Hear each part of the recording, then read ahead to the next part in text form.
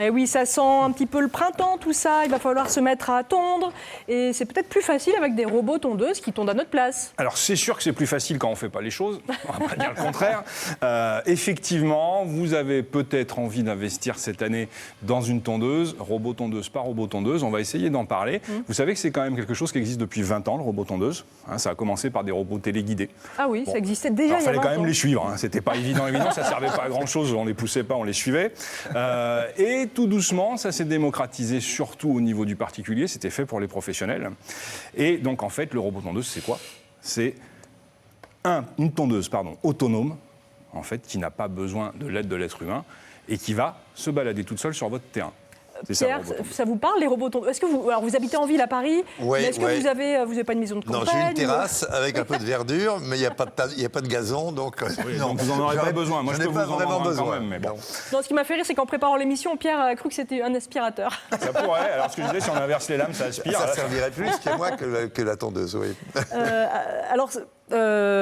Donc voilà, expliquez-nous comment ça fonctionne. Je vais vous expliquer ce que c'est, comment ça fonctionne. Vous allez voir, un robot tondeuse, c'est simple, j'en ai un devant moi. Vous avez peut-être remarqué déjà dans un premier temps qu'il n'y a pas de bac qui ramasse l'herbe. Vous savez, on avait l'habitude de nos tondeuses qui ont un bac où on met l'herbe. Là, c'est un système, ce qu'on appelle mulching. Mulching, c'est un système qui broie l'herbe. D'ailleurs, en anglais, c'est un anglicisme, ça. En français, ça veut dire paillage. Le système paillage, si vous préférez. Ça va broyer l'herbe et en fait, ça va la répandre. Donc déjà, il y a un petit côté écolo. Je vous retourne quand même la tondeuse pour que vous voyez un peu ce que c'est dessous. Mais alors, il n'y a pas de lames. Non, il y a des petites lames. Vous avez trois petites lames comme des lames de rasoir qui vont aller broyer l'herbe, qui vont la lâcher, qui vont la répandre. Donc déjà, on dit plus pour l'écologie, pas de déchets, ça répand sur votre herbe, c'est bien. C'est une tondeuse forcément qui est électrique. Ça marche à batterie, tous les robots tondeuses sont électriques. Ça, c'est le deuxième type plus du robot tondeuse. Pourquoi ? Est-ce que vous savez qu'il y a 700 000 tondeuses chaque année qui est vendue en France ? 700 000. Sur ces 700 000, sur ces 700 000, la moitié est thermique. Et est-ce que vous savez que quand vous tondez une heure avec une tondeuse robot thermique, ça équivaut à peu près à 50 voitures qui roulent à 50 km/h pendant une heure ? Je ne le savais pas, Pierre. Pourquoi ? Parce qu'elles n'ont pas les normes anti-pollution d'une voiture. C'est-à-dire que même vous, quand vous tondez, vous respirez tout ça. Alors il y a un robot tondeuse. Il y en a un qui bouge derrière, mais qui est en train de tout nous embarquer. Donc je vais y aller. Alors, je vous présente donc Didier Vettès, alias Jérôme Bonaldi. Oui, alors j'ai voulu essayer, mais ça a marché pendant 10 minutes. Vous n'êtes pas témoin. Voilà, Philippe l'a éteint. Merci Philippe. Avec plaisir. Mais parce qu'il n'y avait pas d'herbe, en fait. Il n'a pas reconnu l'herbe. C'est ça, il vaut mieux avoir de l'herbe pour les robots tondeuses, c'est plus pratique. Tout à fait. Et justement, on va arriver peut-être sur les inconvénients du robot tondeuse. Je vous ai dit un peu les avantages. C'est pas très écolo, quoi. C'est ça, si j'ai bien compris. Alors si, au niveau électrique, c'est très écolo. Ce qui n'est pas écolo, c'est surtout la tondeuse thermique aujourd'hui. Ah oui, d'accord. La tondeuse thermique, quand vous tondez une heure, vous respirez tous ces gaz. Je vous ai dit à peu près entre 20 et 50 voitures qui roulent pendant une heure, c'est ce que vous allez respirer. Ni pour l'environnement. C'est pas terrible pour l'environnement, pour le bruit, finalement. Et pour ce qu'on respire, quoi. Et pour ce qu'on respire, voilà. Le robot tondeuse, les avantages, ils sont là. C'est électrique. C'est électrique, c'est écolo, c'est pratique, vous le disiez, on ne court pas après. Maintenant, il y a quelques petits inconvénients. Non, c'est pas possible. Si, vous voyez venir gros comme une maison. Pas du tout. Vous qui allez me contrarier. Alors en fait, c'est cher et ça marche pas bien. Non, alors sur le prix, on en parlera après. Vous verrez, on va pas parler du prix tout de suite, des choses qui fâchent. Non, le robot tondeuse, pourquoi ? Pour quel type de terrain ? Ça va être vraiment pour les gens qui ont un terrain très plat. Pas de bosse, pas de crevasse, de choses comme ça, puisque le robot tondeuse, déjà, il a une garde au sol qui est assez faible, même si on peut régler les hauteurs de coupe.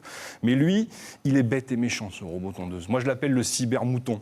Vous voyez, donc il va faire ce que vous lui dites, sauf que si vous laissez traîner votre tongue par terre, vous avez des enfants qui laissent traîner des jouets, là, c'est plus un cyber-mouton, c'est un cyber-Louis Déchiquetto. Ah d'accord. Oui, le robot tondeuse, lui, il vous laisse aucune chance. Effectivement, si vous avez un chien, on vient de me dire...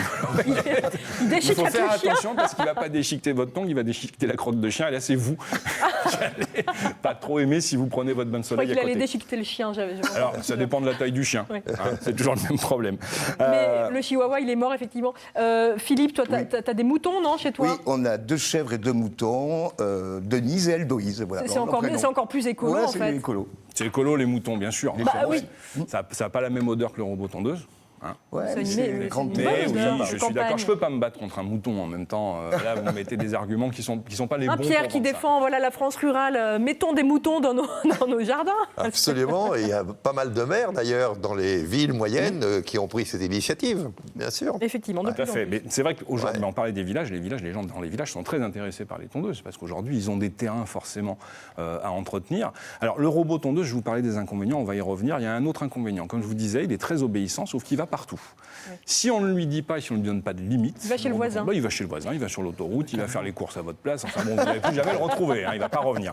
En fait, il faut le borner. Vous avez vu, alors c'est un peu ce qui nous a joué une facétie tout à l'heure sur l'estrade, il y a un fil vert qui tourne. Alors effectivement, je l'avais mal scotché, je m'en excuse. Et donc ce robot, c'est ce fil qui va suivre. son périmètre, Il va falloir borner le robot, il va falloir le périmétrer, donc enterrer ce fil pendant tout ce périmètre. Et bien sûr, si vous avez des massifs de fleurs ou des bordures, il faut le mettre. Parce que vos fleurs, autrement, vous leur Elles dites vont pas y survivre. au revoir. Voilà. Elles Eh vont oui, pas c'est ça. survivre du tout. Et ton fil vert, tu l'enterres ou tu le laisses en surface? Alors, le fil, on peut l'enterrer, Philippe, D'accord. ça, il n'y a pas de problème. On peut le laisser en surface. C'est un fil spécifique. Alors, en fait, c'est un fil électrique normal. C'est une très basse tension. C'est du 20 volts. D'accord. Sauf que c'est un fil spécifique anti-rongeur. Hein, donc n'utilisez pas un fil de la maison comme ça, parce que déjà l'humidité ça va pas aimer, vous risquez de faire cramer votre robot. Et en même temps les rongeurs eux vont adorer. Bon, vous allez tuer les taupes, elles vont s'électrifier, mais ça va un peu partout. Donc voilà. Donc le robot tondeuse, son inconvénient, il est là. Alors Et- comment faire le bon choix quand Alors, on connaît pour les faire avantages le bon choix, et les inconvénients? il faut déjà regarder son terrain. Il faut connaître son terrain, la surface à tondre. Aujourd'hui, on a fait beaucoup de progrès, mais un bon robot tondeuse, en moyenne, va tondre entre 500 m², 1000 m², jusqu'à 1500 m². On a des modèles qui vont plus loin, 2000, 3000, 4000, jusqu'à 6000 m². Ce n'est pas les mêmes prix, c'est des modèles professionnels. Mais globalement, on peut dire que sur un terrain entre 1000 et 2000 m², on va trouver chaussure à son pied, si je peux me permettre, on va trouver un robot tondeuse qui va faire l'affaire pour nous. D'accord. Donc, Ça, c'est la première chose à regarder. Il faut regarder, bien sûr, l'inclinaison de son terrain. Un terrain, globalement, aujourd'hui, sur un robot tondeuse, va aller sur du 20% de déclinaison. Je rappelle, 20%, vous connaissez, Vanessa, mais bien sûr. hein, 20 mètres, 1 20%, mètre de déclinaison 20%, tous les 20 mètres. Voilà. C'est à peu près. Je suis bonne en maths. Donc, il y a certains robots qui vont jusqu'à 35% de déclinaison. Ça fait déjà une belle pente, mais ceux-ci, pareil, ne vont pas être au même prix. La moyenne, c'est 20%. Si votre terrain est trop en pente, vous oubliez le robot tondeuse. Déjà, il y a une contrainte.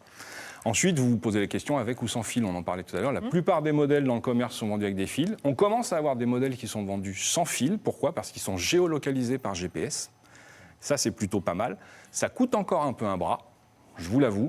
Mais en tout cas, ils vont être repérés, ils vont repérer votre terrain. Et j'en viens en fait sur cette question, la géolocalisation sur GPS. Vous avez peut-être des questions dans la tête, vous ne me l'avez pas encore posée, mais est-ce qu'on peut se le faire voler, le robot tondeuse? C'était Parce ma que c'est prochaine simple. question. C'était votre prochaine question, je voulais, quelle ah bah idée. voilà, je voulais couper l'herbe Oui, sous le c'est pied, ça. dites donc.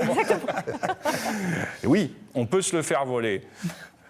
Bien sûr, mais non. En fait, on peut vous le prendre physiquement, mais en tout cas... Il y a un système de reconnaissance Voilà, il y a un faciale. système. Déjà, il y a ce qu'on appelle un code PIN, vous savez, les codes de téléphone. fou, ça. C'est exactement la même chose sur les robots tondeuses. Il y a un capot, vous rentrez votre code PIN à l'intérieur. Et il n'y a que vous qui l'avez. Si vous prenez le robot tondeuse, que vous le déplacez, il vous redemandera le code PIN. Certains modèles le demandent toutes les semaines ou tous les mois, pour être sûr. Vous avez un système d'alerte sonore pour certains. Dès qu'on le soulève et qu'on s'en va du périmètre, ils vont biper tout le temps. C'est très agaçant pour un il voleur d'avoir un auto-implose, robot tondeuse qui non bip comme ça. Pardon? Il auto-implose à un moment. Alors pas encore, Pas encore, bon, ça ça pourrait va. arriver, mais après vous aurez des problèmes avec le voleur qui a explosé, ça serait ballot. Non, et surtout je vous parlais du GPS, c'est ça qui va être intéressant, c'est qu'en fait certains robots tondeuses en fait détectent votre périmètre, votre adresse, et dès qu'ils sortent de ce périmètre, ils se coupent complètement. C'est-à-dire qu'on ne peut plus l'utiliser. Et heureusement, parce que vous imaginez le nombre de robots tondeuses qui disparaîtraient en l'espace d'une semaine, on n'en retrouverait pas. Effectivement. Donc, c'était le point noir que les fabricants ont tout de suite résolu. Alors il y a un autre point quand même qu'il faut aborder, qui peut en fâcher quelques-uns, c'est le prix. Ça coûte Alors le combien, ces prix, petites ça machines peut fâcher effectivement, pas tant que ça finalement. Ça a bien baissé. Aujourd'hui, vous avez trouvé sur les étals des grandes surfaces spécialisées un nombre de robots tondeuses hallucinant. Je crois que ça peut aller jusqu'à 15-20 modèles différents, alors que l'année dernière, on était à 4-5. Premier robot tondeuse, ça va être en fait forcément par rapport à votre surface de tonte. Jusqu'à 450 m², on est sur des prix qui vont aller de 450 à 1000 € selon le type de robot tondeuse et les programmations et les fonctionnalités. Si vous allez de 450 m² à 850 m², on est sur du 700 à 1300 €. Je vous donne vraiment une fourchette large, mais c'est vraiment les prix du marché réel. 850 m² à 1500 m², on est sur du 900 à 1900 €. Commence à monter là, ça commence à piquer un peu. Dès que vous avez sur 1500 m² jusqu'à 3500 m², on est déjà sur des terrains assez importants. On va de 1200 à 3000 €.